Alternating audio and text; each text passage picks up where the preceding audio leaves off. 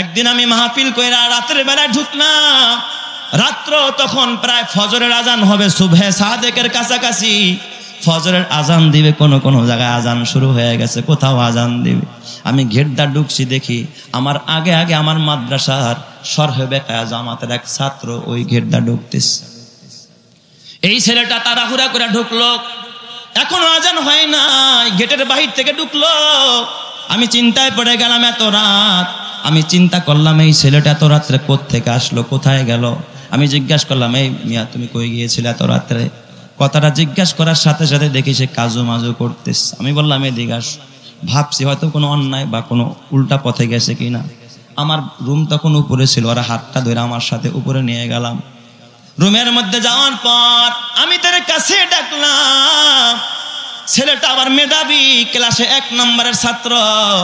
আমি জিজ্ঞাসা করলাম, বাবা কাজু মাজু করো কেন, এদিক সেদিক করো কেন, কোথায় গেছিলা, কার থেকে ছুটি নিয়ে গেছো, এত রাত্রে তুমি বাহির থেকে আসলা, কোথায় তুমি গিয়েছিলা? ছেলেটাই দেখে হাওমাও করে কাঁদে। আমারে ডাক দেয়া, ওস্তাদ গোপন করে লাভ নাই, সত্যি কথাটা আপনারে বলি ওস্তাদ, আমি রিক্সা চালাইতে গিয়েছিলাম, সারা রাত আমি রিক্সা চালাইছি।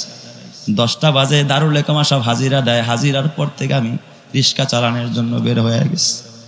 মনে হয় যেন আসমানটা ভেঙে আমার মাথায় পড়ল। কোরআনের হাফেজ ছেলেটা। আমি বললাম, কি রে বাবা, এটা তুই কি শোনালি? তোর কেন রিক্সা চালান লাগবে, তুই কেন বাহিরে যায় রিক্সা চালাস? কই হুজুর আমার বাবা তো ছোটবেলায় মারা যায়, আমি তো আপনার এই মাদ্রাসায় লিল্লা বোর্ডিং এ ফ্রি খাই, কিন্তু আমার কিতাবাদি লাগে, আমার অন্যান্য খরচ আছে। কিন্তু আমার মা এতদিন বিভিন্ন জায়গায় কাজ করতে পারতো, কিছুদিন যাবত আমার মা অসুস্থ হয়ে গেছে। আমার মা এখন কাজে যাইতে পারে না, আমার মায়ের ঔষধ কেনার মতো টাকা আমার মায়ের কাছে না, আমার মায়ের দেখার মতো কেউ নাই। আমি যদি এখন কোনো কাজে লাইগা যায়, আমার পড়ালেখা হবে না, আমি আলেম হইতে পারবো না। তাই হুজুর প্রত্যেক শুক্রবার আমি সকালে একবার রিক্সা চালাই, আর মাঝে মাঝে রাতের বেলায় যখন মায়ের বেশি সমস্যা, টাকা পয়সা আমার কাছে চায়, আমি তখন সারা রাত আমি হুজুর রিক্সা চালাই, দিনের বেলাও ঘুমানোর সময় নেই ক্লাস। ছেলেটা হাওমাও করে কাঁদে, কয় হুজুর কত কাল দেখি মায়ের শ্বাসকষ্ট উঠে গেছে। একজনে ফোন করে কয়, তোমার মায়ের ঔষধ না পাঠাইলে তোমার মায়ের অবস্থা বড় সংকটাপন্ন। তাই হুজুর আমি সারা রাত ওই গাবতলী বাস স্ট্যান্ডে যখন যাত্রীরা নামে, আমি বিভিন্ন স্টপেজে তাদেরকে পৌঁছায়া দিয়েছি। আমি সারা রাত গাড়ি চালায়া এই যে 400-450 টাকা আমি পেয়েছি, সকালবেলা মায়ের জন্য পাঠাবো।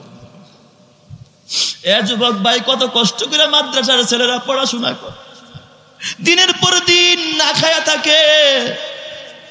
ছেলেটা আমারে বলতেছে, হুজুর কি বলবো, একটা পয়সাও নিজের জন্য খরচ করতে পারি না। দেখি জুব্বাটা বর্তে বর্তে পিছন দা বারান্দায় উঠে গেছে। বলি, বাবা এই অবস্থা কেন? কয়, হুজুর আজকে 3 মাস হয়ে যায়, আমার এই জামাটা আমি কোনোদিন সাবান দিয়ে ধুইতে পারি নাই। তো কেমনে চলো? কয়, হুজুর রাতের বেলা পানিতে ভিজায় রাখি, সকালবেলা খাইছা, তারপরে নাইরা দেই, এটা দিয়ে আমি এইভাবে চলি। অথচ তোর ছেলের জন্য ডাব সাবান, বিদেশি শ্যাম্পু, সারা রাত গুনাহ করে। এ আমার বাবা, আর এই মাদ্রাসার বাচ্চাগুলো কত কষ্ট করে রাতের বেলায় তাহাজ্জুদ পড়ে, আবার এলাকাবাসীর জন্য দোয়া করে, আল্লাহ এলাকায় রহমত দাও, যারা মরে গেছে তাদেরকে জান্নাত দাও, আল্লাহ এই বাজারে বরকত দাও, রহমত পাঠায়া দাও। ওরা যখন সেজদায় পড়া মালিকের কদমে রাত্র 3টায় তোর ছেলে ঘুমায়, মেয়ে ঘুমায়, গোটা এলাকাবাসী ঘুমায়, কিন্তু খিলক্ষেতের ছাত্ররা রাত্র 3টায় ঘুমায় না। ওরা ওইটা তাহাজ্জুদ পড়ে আর বরকতের দোয়া করে। এই বরকতের কারণে আল্লাহ এলাকার মধ্যে সবাইকে স্বাভাবিক রেখেছে। কথা ঠিক না ব্যাঠিক যারা কার? এই জন্য আমার বাবা, এরা তোমার রুহানি সন্তান, এরা তোমার কিয়ামতের ময়দানে সুপারিশ করে তোমার এ বাবা জান্নাতে নিবে। খবরদার রে বাজান, কিয়ামতের ময়দানে ওয়াসিকাল্লাযীনা কাফারু ইলা জাহান্নামা যুমারা, জাহান্নামীদেরকে যখন টেনে টেনে জাহান্নামের দিকে নিয়ে যাবে, হঠাৎ কিয়ামতের ময়দানে দেখবে এ বাবা আল্লামা নুরুল ইসলাম কাসেমি দামাত বারাকাতুহুল আলিয়া, আপনাদের খতিব সাহেব, আপনাদের মুহতামিম সাহেব স্বর্ণের টিলার মধ্যে বসে আছে। সুবহানাল্লাহ জোরে কোন সবাই। ইউহশারুল উলামা ফি সাঈদিন ওয়াহিদিন কাআন্নাহা সাবিকাতু ফিদ্দা। আল্লাহর নবী কয় এদেরকে স্বর্ণের মেম্বার, রূপার মেম্বার বানায় আল্লাহ বসায় রাখবে। দেখবে লোকেরা টাইনা টাইনা জাহান্নামে নিয়ে যায়। বাজারের বড় ব্যবসায়ী ডাক দিয়া সেও দেখবে, হারে আমার তো অবস্থা খারাপ। ওই যে আমাদের খতিব সাহেব বসা, বুকে সাহস জাগবে, ডাক দিয়া বলবে, হুজুর একটু দাঁড়ান, বিপদে পড়ে গেছি, বাঁচার কোনো রাস্তা নাই, ছেলে কাছে নাই, মেয়ে কাছে নাই, কেউ সম্পদ কাছে নাই, হুজুর সাকাই তো কামান। ওই যে একদিন কষ্ট করে ঘাম জড়ায় দোকানের সামনে দাঁড়াইছিলেন, এক গ্লাস ঠান্ডা পানি আপনারা খাওয়াইছিলাম, হুজুর একদিন দাওয়াত দেয়া খাওয়াইছিলাম, আপনার মাদ্রাসায় এক বস্তা চাউল দিয়েছিলাম, আপনার মনে আসেনি? আল্লাহ তখন মনে পড়ায়া দিবে। তখন এই বান্দাটা বলবে, ও আল্লাহর বান্দা, হুজুর আজকে আমার জন্য সুপারিশ করেন। তখন তিনি আল্লাহকে ডাক দেয়া বলবে, আল্লাহ তোমার এই বান্দাটারে মাফ না করলে আমি কোনোদিন তোমার জান্নাতে যাব না। আল্লাহ বলবে, ইনতালিকু মাগফুরান লাকুম, বান্দা যা, আমি তোর সুপারিশ কবুল করলাম, এই বান্দারে মাফ করে দিলাম, ওরে নিয়ে খোদার জান্নাতে যা। চিৎকার মেরে কন্না আল্লাহু আকবার। তাহলে এই মাদ্রাসা হবে তোমার সুপারিশের একটা জরিয়া, নাজাতের একটা জরিয়া, আলেম ওলামা সুপারিশের একটা জরিয়া। তোমার ঘর কিয়ামতের ময়দানে কাজে আসবে না, তোমার ব্যবসা কাজে আসবে না, পদ পদবি কাজে আসবে না, ছেলে মেয়ে কাজে আসবে না, কাজে আসবে এই দিনদার মানুষেরা, আলেম ওলামারা, মসজিদ আর মাদ্রাসা। তোমার সদকায়ে জারিয়া, তোমার দান খয়রাত। মরার পরে কি নিয়ে কবরে দাঁড়াইবারে বাবা। আমাদেরকে মাঝে মাঝে ওই দিন আমার এক মুসল্লি দেখায়, হুজুর আসেন, টয়লেটটা বানাইছে কেমনে দেখা যান। বললাম কত টাকা খরচ করছেন? কয় হুজুর এই পর্যন্ত 12 লাখ, এক টয়লেটে 12 লাখ খরচ করছে। বলেন কি পরিমাণ নেকি পাবে কিয়ামতের ময়দানে?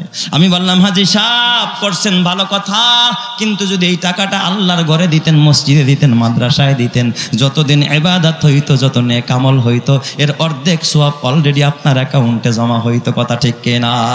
ওয়া ইযা তুলিয়াত আলাইহিম আয়াতুহু জাদাতহুম ঈমানা। মুমিনের সামনে যখন কোরআন পড়া হয়, কোরআন তেলাওয়াত করা হয়, কোরআন শুনলে মুমিনের ঈমান বেড়ে যায়। আমি আপনাদের কাছে জিজ্ঞাসা করি, যে কোরআনের আলোচনা শুনতেছেন, দিলে হাত বুকে হাত দিয়া বলবেন আপনাদের ঈমান বাড়তেছে না কমতেছে? ইযা তুলিয়াত আলাইহিম আয়াতুহু জাদাতহুম ঈমানা। কোরআন শুনলে ঈমান বাড়ে, কোরআন পড়লে ঈমান বাড়ে, কোরআনকে মহব্বত করলে ঈমান বাড়ে, কোরআনের আলেমের সাথে বন্ধুত্ব করলে ঈমান বাড়ায়া দিবেন যিনি তিনি কে? কোরআনের মাদ্রাসাকে ভালোবাসলে ঈমান বাড়াবেন কে? এ আমার বাবা, এই কোরআন একটা পরশ পাথর, এমন দামি, আল্লাহ যেমন দামি, তার কালাম কালামুল্লাহ, এই কোরআনও তেমন দামি। এই দামি কোরআনকে যারা বুকে লাগাবে, ঠোঁটে লাগাবে, সিনায় ধারণ করবে, ওই মানুষটাকে দামি বানায়া দিবেন যিনি তিনি কে? কিন্তু বর্তমানে আমাদের জবানে কোরআনের আওয়াজ বেশি না গানের আওয়াজ বেশি? সব জায়গায় এখন গান, গাড়িতেও গান, ঘরেও গান, অফিসেও গান, বাবা দোকানের মধ্যেও গান, পকেটে পকেটে এখন গান। আছে না? আহারে, সারাদিনে এমনও কপাল পোড়া আছে একটা আয়াতও পড়ে নাই, সারাদিনে একটা আয়াতও পড়ে নাই। সে যে সূরা ইখলাসটা জানে এটাও সে পড়ে নাই। অথচ এমনও ছেলে আছে ডেলি অন্তত না হইলেও বিদ্যালয়ে গেলেও প্রথমে তার জাতীয় সঙ্গীতটা, জাতীয় গানটা সে কি করে একবার গায়। অথচ কোরআন পড়ে না সারাদিনে একবার। অথচ আপনার সন্তান সেখানে গিয়া পড়ে আগডুম বাগডুম গোড়ার ডুম সাজে ডাক ডোল বাজে, হাট্টিমা টিম টিম তারা মাঠে পারে ডিম, তাদের খাড়া 2টি শিং। আসে না নাই? ওই দেখা যায় তাল গাছ, ওই আমাদের গা, ওইখানেতে বাস করে কানা বগির সা। ও বগি তুই খাস কি? পান্তা ভাত চাস কি? পান্তা আমি খাই না, পুঁটি মাছ পাই না, একটা যদি পাই অমনি ধরা গাপুস গুপুস খাই। গাপুস গুপুস খাওয়া শিখাইছে আপনার ছেলেকে? শরীয়তে ইসলামে গাপুস গুপুস খাওয়া জায়েজ না হারাম? বাছাই করে খাইতে হবে হালাল না হারাম। আর তোমার কবিতায় শিক্ষা দিছে যা পাবি তাই খাবি, সুদের ডাও খাবি, ঘুষের ডাও খাবি, জোর করেও খাবি, জুলুম করেও খাবি, দুর্নীতি করেও খাবি, দেশের টাকা বেগম পাড়ায় গিয়া বাড়ি করেও খাবি। ঠিক না ব্যাটিক জোরে? খালি পাবি আর খাবি, পাবি আর খাবি। চুরি করেও খাবি, বাটপারি করেও খাবি, সন্ত্রাসী করেও খাবি, চাঁদাবাজি করেও খাবি। অথচ আমার বাবা এই যে মাদ্রাসা জামিয়া ইসলামিয়া আরাবিয়া, এই মাদ্রাসায় কি শিক্ষা দেওয়া হয় কোনোদিন খবর নিলা না? ছোট্ট বাচ্চাকে জিজ্ঞাসা করবা বাজান একটা কবিতা শোনাও, ও আপনাকে কবিতা শোনায়া দিবে। 3 দিন হতে খাইতে না পাই নাই কিছু মোর ঘরে, দাঁড়া পরিবার বাড়িতে আমার উপোস করিয়া মরে, নাহি পাই কাজ তাই তাজিলাজ বেড়াই ভিক্ষা করি, হে দয়ার নবী দাও কিছু মোরে নহিলে প্রাণে মরি। আরবের নবী করুণার ছবি ভিখারির পানে চাহি, কোমল কণ্ঠে কহিলেন তোমার ঘরে কি কিছু নাহি, বলিল সে আছে শুধু মোর কাছে কম্বল একখানি, বলিলেন রসুল এক্ষুনি গিয়া তাহা দাও মোরে আনি, সম্বল তাহার কম্বল খানি বেচিয়া তাহার তরে, অর্ধেক টাকা দিলেন রসুল খাদ্য কিনিবার তরে, বাকি টাকা দিয়ে কুঠার কিনে হাতুল লাগিয়ে নিজে, বলিলেন যাও কাঠ কেটে খাও দেখো খোদা করে কি যে। সেদিন হতে শ্রম সাধনায় চলিল ভিখারির প্রাণ, বনের কাষ্ঠ বাজারে বেচিয়া দিন করে গুজরান, দুঃখ তাহার রহিল না আর সুখী হল সে ভবে, নবীর শিক্ষা করোনা ভিক্ষা মেহনত কর সবে। সুবহানাল্লাহ। বলেন তো এই কবিতার মধ্যে আদর্শ আছে না নাই? এই জন্য সন্তানেরা তোমরা তোমার মাকে বলবা মা, মাগো আমি পড়বো না আর হাট্টিম টিম টিম, মাদ্রাসাতে পড়ব গিয়ে আলিফ লাম আর মিম। আল্লাহ কবুল করো, জোরে কন আমিন, আরো জোরে কর না আমিন। কোরআন পড়লে দামি বানাবেন কে? আরো জোরে বলেন কোরআন পড়লে দামি বানাবেন কে? কোরআনওয়ালারা কখনো বোকা হয় না। কি বলেন, বোকা নাকি? না বাবা না, কোরআনওয়ালারা বোকা না। কোরআনওয়ালারা দুনিয়াতেও না খায়া থাকে না। কোরআনের ছোঁয়া যদি কেউ পায় অভাবে পড়লেও দেখবেন ধৈর্য হারা হয় না। ঠিক না ব্যাঠিক যে দেখুন, কারণ এরা সবর করতে জানে। কি করতে জানে? সবর করতে জানে। আহারে দেখেন না, অভাবে পইরা মানুষ এখন বর্তমানে সন্তানরে পর্যন্ত জবাই করে। অভাবে পইরা কি করে? সন্তানরে পর্যন্ত জবাই করে। ধৈর্য ধরতে পারে না, কারণ ওই কোরআনের শিক্ষা নাই, হাদিসের শিক্ষা নাই, আল্লাহ ওয়ালাদের সোহবত তার ভিতরে নাই। আমার এই কাছাকাছি এলাকা পল্লবী, আমার বাসাও পল্লবীতে। এই পল্লবীর পাশাপাশি এলাকায় এই যে গতকাল সকাল 10টায় এক বেচারা, সে নাইট কর্মী আর কি, গার্ড, সিকিউরিটি গার্ড, সে রাতের বেলায় নাইট ডিউটি করেছে, সকালবেলায় বাসায় এসেছে, নিজের হাতে ঠান্ডা মাথায় নিজের ফুটফুটে চাঁদের মতো 2টা ছেলে, চাঁদের মতো, একটা ছেলের বয়স হলো 7 বছর, আরেকটার বয়স 4 বছর, 2টা ছেলেকে একেবারে বুঝে শুনে স্বেচ্ছায় সজ্ঞানে নিজের হাতে জবাই করে দিয়েছে। নাউজুবিল্লাহ, জোরে কোন সবাই। নিজের হাতে নিজের সন্তানকে জবাই করলো। আহারে আমার বাজান, খুব বুঝবেন এই যুগে দেখছেন কোনো পাখিও যদি তার ছানাকে খাবার দিতে না পারে, তার বাচ্চাকে কোনোদিন, পাখিটাও তার বাচ্চাকে ঠোকর মারা কি করে না? মারে না, হত্যা করে না। একটা পাখি, একটা মুরগি তার বাচ্চাকে ঠুকরায় মারে না। একটা জঙ্গলের পাখি, সেও তার বাচ্চাকে মারে না। একটা বানর তার বাচ্চা, আহারে দেখেছি বানর মাটা মরে গেছে, তারপরও বাচ্চাটা এই মরা মাকে ধরে রাখছে, সেখানেও মা তাকে ছাড়ে না, বাবা তাকে হত্যা করে না। আর আজকে অভাবের কারণে সংসারে পারিবারিক টুকিটাকি কিছু মনোমালিন্যকে পুঁজি করে নিজের সন্তানকে যারা জবাই করে, এরা মানুষ নামের পশু ছাড়া কিচ্ছু নয়। ঠিক না বা ঠিক যারা? আফসোস লাগলো আমার এই ঘটনাটা দেখে। এই বাবা নাকি সকালবেলা তার মা, তার বিবি যিনি আর কি বাচ্চাদের মা, সে আবার এক মেসে বাবুর্চি রান্না করে, সেখানে প্রতিদিন বাচ্চা নিয়ে যায়, কিন্তু আজকে সে বাচ্চা নেয় নাই। স্বামীকে বলছে আজকে খুব বেশি ঝামেলা কাজের, তো তুমি একটু বাসায় আছো, তুমি তোমার কাছে রাখো। বাচ্চা 2টা রাখছে। প্রত্যক্ষদর্শীরা বলছে এ নাকি সকালবেলায় এই বাচ্চাদের জন্য চিপসও কিনে দিয়েছে, আবার জুসও কিনে দিয়েছে। মায়াও আছে না নাই? জোরে কান। একজন পিতা যত বড় হিংস্র হোক, যত বড় খারাপ হোক, সন্তানের প্রতি পিতা মাতার মায়া এবং দরদ এবং মমতা এবং ভালোবাসা অন্য মানুষের চাইতে কম না বেশি? আরো জোরে বলেন, কম না বেশি? আমরা তো সব সময় বলি যে পিতা মাতার হক সম্পর্কে কথা বলি, যে সন্তান যেন পিতা মাতার হক আদায় করে। একজন পিতা মাতাকেও সন্তানের হক আদায় করার দরকার আছে না নাই? এই বাবা হয়তোবা সে হতাশাগ্রস্ত, হয়তোবা সে ডিপ্রেশনে ভুগতেছে, হয়তোবা সে বিভিন্ন ঋণের বোঝা তার মাথায়, হয়তোবা পারিবারিকভাবে সে কিছুটা বিভিন্ন ধরনের চাপের মধ্যে মানসিক এবং শারীরিকভাবে ক্ষতিগ্রস্ত হতে পারে। তাই বলে তো নিজের সন্তানকে জবাই করতে পারে না। তার পাশেই তার শ্বশুর আব্বা, বাচ্চাদের নানা, সে অসুস্থ রোগী, বেডে শোয়া, পাশের রুমে এসে শুনতেছিল যে কানে আওয়াজ আসতেছে, বাবা আর মাইরো না, বাবা মাইরো না, বাবা মাইরো না। এই কথাগুলো তার কানে যাচ্ছিল। তারপরে পাষণ্ড বাবা এই সন্তানদেরকে, তার ছুরির হাত থেকে সন্তানদেরকে কি করে নাই, রেহাই দেয় নাই, বাচ্চাদেরকে শহীদ করে দিয়েছে। আপনারা বলেন, যারা এই পৃথিবীতে মানুষ খুন করে সে যেই হোক না কেন, আল্লাহ তাআলা কোরআনে বলে ওয়ামাইয়াকতুল মুমিনান মুতাআম্মিদান ফাজাযাউহু জাহান্নাম, যে ইচ্ছা করে কোন মানুষকে খুন করলো তার স্থান হবে, জোরে বলেন তার স্থান কি, জাহান্নাম, সে জাহান্নামে যাবে। তবে পৃথিবীর দুনিয়ার শরিয়াত বলে তবে এই বাবাকে প্রকাশ্যে কোনো হাত লাগানো যাবে না, যেহেতু সে বাবা। ইসলাম বাবাকে কতটা ছাড় দিয়েছে।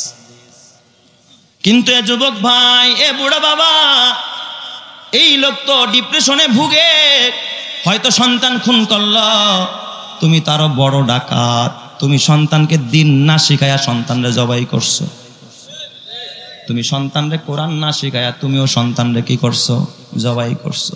ওরটা তো চোখে দেখা যায়, তোমারটা দেখা যায় না। অক্সফোর্ড বিশ্ববিদ্যালয়ে পড়ুয়া সন্তান, বাবার জানাজা আমি ইমামতি করলাম, নামাজ শেষে দেখি সন্তান কাঁদে। ওই জায়গার মধ্যে কিছু এলাকাবাসী জড়ো হয়ে বলে, বাবা কাঁদো কেন? তোমার বাবা মারা গেছে, আমরাও তো আছি তোমার পাশে, সমস্যা নাই, চিন্তা করো না। ছেলেটা ডাক দিয়া বলে, আঙ্কেলরা বাবা মারা গেছে এই জন্য আমি এখন কাঁদি না। কয় তাহলে এই মুহূর্তে তুমি কেন কাঁদতেছো বলো? আমার বাবা আমাদের দেশের সব কলেজ, ভার্সিটি, বিশ্ববিদ্যালয় সব জায়গায় আমারে ঘুরাইছে। আমার বাবা অক্সফোর্ড বিশ্ববিদ্যালয় পর্যন্ত আমারে পড়াইছে। আমার পিছনে লক্ষ লক্ষ কোটি কোটি টাকা আমার বাবা খরচ করছে। কিন্তু আমার বাবাই মারা গেল। উস্তাদ, আপনি যে আল্লাহু আকবার বললেন, এই হাত বাইন্দা যে কি পড়তে হয়, আমার বাবার দুনিয়ার সব শিখাইলো। বিদায় কালে আমার বাবার দোয়াটাও আমি পুরা বাবারে বিদায় দিতে পারলাম না। আমি তো জানাজার দোয়াটাও জানি না, আমার বাবা আমারে শিখায় নাই। এই দুঃখে আমি কাঁদি। ও বাবা, তোমার ওসি সাহেব সন্তান, তোমার ডিসি সাহেব সন্তান, তোমার ডিআইজি সাহেব তোমার সন্তান, এমপি সাহেব তোমার সন্তান, মন্ত্রী সাহেব তোমার সন্তান। তোমার মৃত্যুর পরে তোমার কবরের পাশে যায় যদি বলে আমি ডিআইজি, আমি ডিস্ট্রিক্ট অফিসার, আমি ওসি স্যার, আমি অমুক স্যার তমুক স্যার, বলো কি পরিমাণ ফায়দা হবে? কোনো ফায়দা হবে না। অথচ কোরআনের হাফেজ যদি সূরা ইয়াসিন পড়া হাতটা তুইলা যদি রব্বির হামহুমা কামা রব্বায়ানি সগীরা বলে দুইটা চোখের পানি ফালায়, চোখের পানি নাকের ডগায় আসতে দেরি হবে, আল্লাহ পিতা মাতার কবর আযাব মাফ করতে একটা সেকেন্ড দেরি করবে না। আলেমেরই মাতা পিতা বড় ভাগ্যবান, রোজ হাসরে মাথায় হবে তাজ পরিধান। হাসরেরই কঠিন মাঠে হবে হাহাকার, সেই মুহূর্তে দেখবে সবাই কিনা চমৎকার। প্রশ্ন হবে মুকুট মাথায় কে বা কাহারা, জবাব হবে আলেমেরই মা বাবা তাহারা। সেই মুকুটের জ্যোতি হবে সূর্য থেকেও অধিক, যদিও তাহা এই দুনিয়ার ঘরে করে ঠিক। ওই সমস্ত মাতা পিতা বড় ভাগ্যবান, এই জগতে নেই কেহ হয় তাদেরই সমান। এই জগতে সবার ঊর্ধ্বে এলেমের ঈমান, ওই এলেমকে যাকে খুশি আল্লাহ করেন দান। এই এলেমের গুণে আদম সম্মানিত হয়, ফেরেশতারা সেজদা করে কোরআনে তা কয়। এই জগতে যাদের সিনায় দ্বীনি এলেম নাই, তাদের মতো হতভাগা আর তো কেহ নাই। ঠিক জোরে কর। এ আমার বাবা, তাই বলে আমি জেনারেল শিক্ষার বিরোধী না। ও বাবা, সন্তানকে জেনারেল শিক্ষায় শিক্ষিত করো, কিন্তু কোরআনটা শিখাইও, নামাজটা শিখাইও, জানাজাটা শিখাইও, সূরা ফাতিহাটা ভালো করে শুদ্ধ করে শিখাইও, 4-5টা সূরা শিখাইও, যেন তোমার সন্তানটা নামাজি হয়ে যায়। তোমার মৃত্যুর পরে যেন সে দোয়া করতে পারে, তোমার জন্য কিছু পাঠাইতে পারে। এ আমার বাবা, হাতে পায়ে ধরে বলি, খবরদার খবরদার। তোমার সন্তান দুনিয়ায় কত কিছু করলো, কত কিছু সন্তানের জন্য তুমি করলা। বিশ্ববিদ্যালয়ে তোমার সন্তান পড়ে, তার জন্য পালসার গাড়ি কিনলা, তার জন্য মাসে মাসে 20,000 টাকা খরচ করলা। কিন্তু আমাদের সমাজের কিছু কপাল পোড়া এমন মুসলমান আছে, ছেলেটাই যখন মাদ্রাসায় পড়ে মাস শেষে যদি যায়, আব্বু 500 টাকা বেতন হুজুরে দিতে কইছে। কয় কি রে, হুজুরের গলা শুকায় গেছে নাকি, খালি টাকা চায়? কথা কয় না? এই কথা যদি মাদ্রাসার বেলায় বলে, কয় গলা শুকায় গেছে নাকি, খালি টাকা চায়। অথচ ভার্সিটি পড়ুয়া ছেলে যদি কয় বাবা আগামী সেমিস্টার ফি দিতে হবে 20,000, কয় বাপ রাখ টাকা নাই, একটু ওই ব্রাক অফিস থেকে টাকা কিস্তি তাই না তোরে দিতেছি। বাবা কিস্তি আইন না তারা টাকা দেয়, বাবাই মনে করে ও বড় বড় আন্ডা খাওয়াইব। কিন্তু বাবা জানে না হইতে পারে এই সন্তানের কারণে জাহান্নামে জ্বলতে হবে, এটা বাবার জানা নাই। এ যুবক ভাই বেজার হইও না, আমার সাথে রাগ করে লাভ নাই, চক্ষুটা বন্ধ করে দেখো। রাত্র 3টায় আসবা এই জামিয়া ইসলামিয়া খিলকেত বাজার মাদ্রাসায়, তোমার ঘরটাও চেক করবা রাত্র 3টায়, আর এই মাদ্রাসাও চেক করবা রাত্র 3টায়। হয়তো তোমার যুবক ছেলেটা যুবতী মেয়েটা হয়তো তারা অনলাইনে পাইবা, নয়তো অফলাইনে পাইবা, হয়তো বা তারা বিভিন্ন গুণার মধ্যে চ্যাটিং এর মধ্যে পাইবা। কিন্তু মাদ্রাসা খিলকেতে এসে দেখো রাত্র 3টায় ঠান্ডা পানি দিয়া অজু বানাইয়া তাহাজ্জুদের নামাজ পড়া এরপরে বাচ্চাগুলো কোরআন পড়তে থাকে। এই এলাকায় যত গুনাহ হয়, আযাব আসার কথা, ভূমিকম্প আসার কথা, আল্লাহ ডাক দিয়া কয় ফেরেশতারা না না, খিলকাত বাজার মাদ্রাসায় দেখ কেমনে ছাত্ররা চোখের পানি ফালায় কাঁদতেছে, আমি ওদের বরকতে এলাকায় রহমত দিয়া দিলাম। চিৎকার মেরে কন্না আল্লাহু আকবার। আল্লাহ তুমি বুঝার তৌফিক দাও, জোরে কানা আমিন। অথচ বাবারা কত কষ্ট করে, থাকার জায়গা নাই, পড়ার জায়গা নাই, বসার জায়গা নাই। এক মশারিতে 40 জন ঘুমায়, হেফজখানায় একসাথে 40 জন এক মশারিতে ঘুমায়, কারো মাথা কারো পা, নিচে কোনো দামি কার্পেট নাই, দামি কোনো বিছানা নাই। অথচ আর কত সম্মান, রাস্তা দিয়া যখন হাঁটে লাল গালিচা নয়। আল্লাহ তাআলা ডাক দেয়া কয় ফেরেশতারা তোদের যে নূরের ডানাগুলো আছে ওদের সম্মানের জন্য ওদের পায়ের নিচে বিছায়া দে। যুবক ভাই বলতে পারেন হুজুর তাহলে মাদ্রাসায় দিলে কি লাভ? গুলশানে বাড়ি করতে পারবে না, উত্তরায় ফ্ল্যাট কিনতে পারবে না। আমার ছেলে ওসি সাহেব ডিসি সাহেব হয়ে আসে তো গুলশানে বাড়ি করবে, বাড়ি দাঁড়ায় বাড়ি করবে, বেগম পাড়ায় বাড়ি করবে। আমি বলছি হয়তো বা তোমার ছেলে আরো বড় জায়গায় যাবে, কিন্তু জানো এই খিলকাত মাদ্রাসা ছাত্রদের সম্পর্ক আর বুকিং কোথায় চলতেছে তোমরা জানো না। এই আমার বাবা, এই পৃথিবীর ভিতরে একটা বড় ভবন আছে আমেরিকার নিউ ইয়র্কে, 110 তলা। ওই বিল্ডিংটার নাম হলো টুইন টাওয়ার। শুনছেন না আপনারা? গজব আসছে না একবার? খোদার গজব আসছিল এই বিল্ডিং এর উপরে। এর থেকে আরো একটা বড় বিল্ডিং আছে মালয়েশিয়ার কুয়ালালামপুর, 145 তলা। এটা আরো বড়। কত তলা? 145 তলা।